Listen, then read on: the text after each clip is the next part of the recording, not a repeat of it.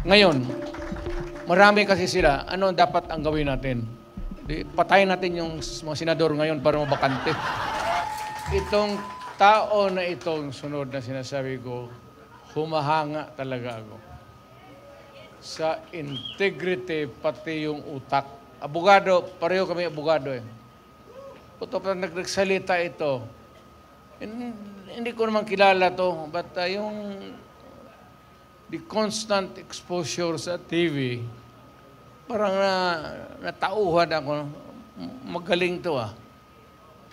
Alam niya, sinasabi niya, pati tatanong-tanong ako, talagang is one of the upright na tao na bira mong makita ng ganun.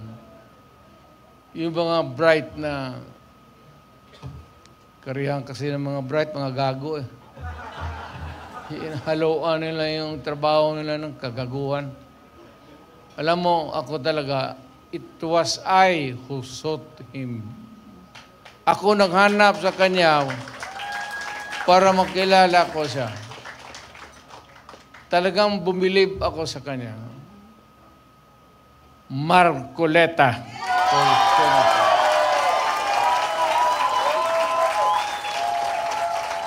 Totoo yan, sir. Hindi kita alam niya, hindi niya. Nung lumapit ako sa kanya, sinabi ko, Sir, believe ako sa iyo. Diretso, alam niya. Alam talaga niya. So, kailangan natin sa Senado. Ngayon, marami kasi sila, ano dapat ang gawin natin? Patayin natin yung mga senador ngayon para mabakante.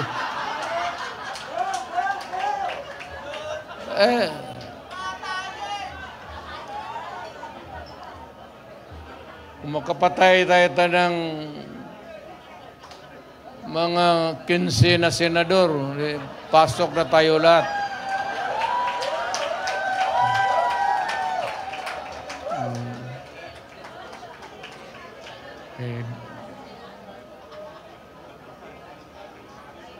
Pero kawawa naman. Pero nakakainis kasi hindi naman lahat. Pero, sabi nga, talking of opportunities, the only way to do it is to pasabugin na lang natin yung